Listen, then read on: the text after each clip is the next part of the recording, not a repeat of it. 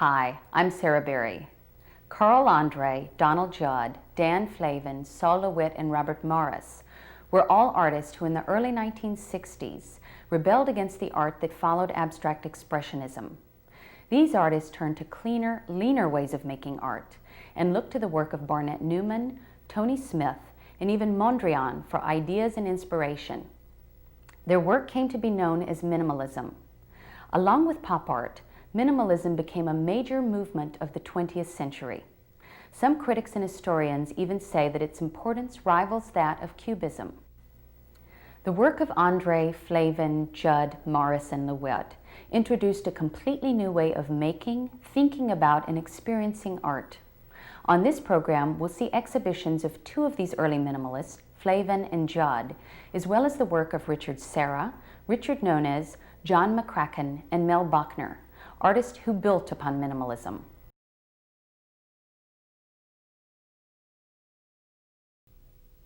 I try to make things that are physical and real, have a kind of primary reality, but also at the same time I like them to have transcendent isn't quite the right word, but a puzzling reality or a illusionistic reality. I mean, I like objects that appear strongly and also appear to disappear. So you might have a dual sense of seeing a thing. You're seeing an object, a thing, and a three-dimensional form that has reality to it, and at the same time, or at another second or moment, you seem to be viewing a hallucination or something, or an illusion. But I don't like illusionistic work very much either. I like things to be real. That's kind of why I like Don Judd a lot, because of his specific objectness kind of thing. Just the fact that he makes things that are real themselves. So that's kind of a primary objective that I have, is to make things that are real themselves, and also, but yet that also allude to what is often called unreal, or well, in a way, I think of my pieces having to do with such a kind of odd consideration as life after death.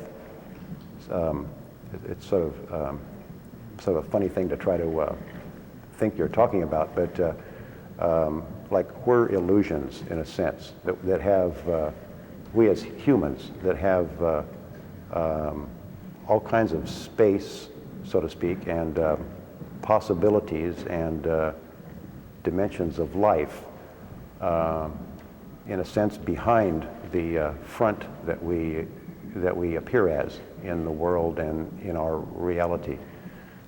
So I like pieces, sculptures that do something of the same thing, as if they are essentially from another world and haven't forgotten that.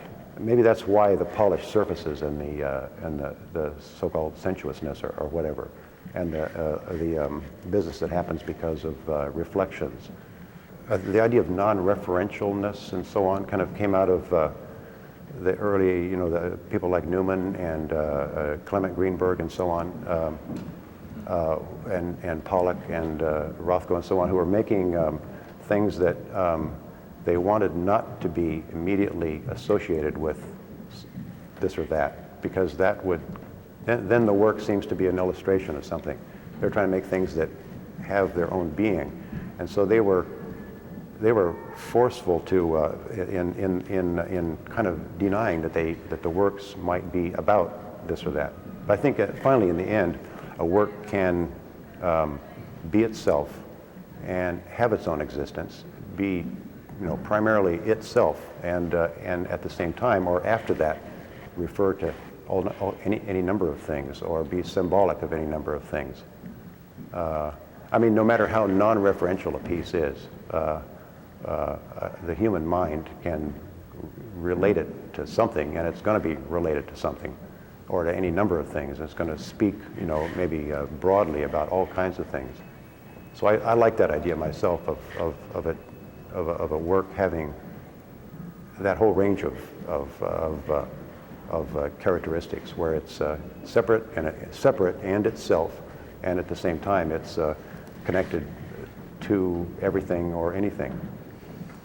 I think, by the way, of pieces being as being like not only hopefully themselves, so to speak, and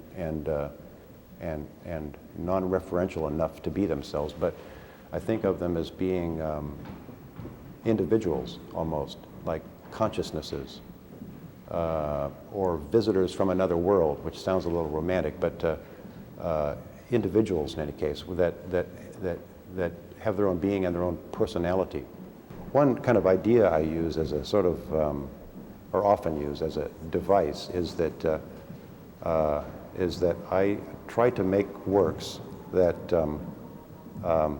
almost appear, or can appear, to have been made by some alien culture somewhere else in the galaxy, or in our, in some other reality or something, and brought here by a UFO or something, and left here, something from another dimension.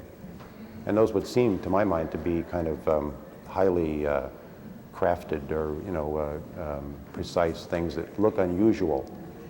And actually, maybe unusual is a key word, because I think works have to differentiate themselves. That's one way of their being real themselves. They have to differentiate themselves from everything else.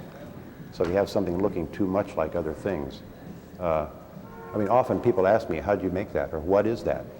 And I, to a degree, I'd like that aspect to be there, because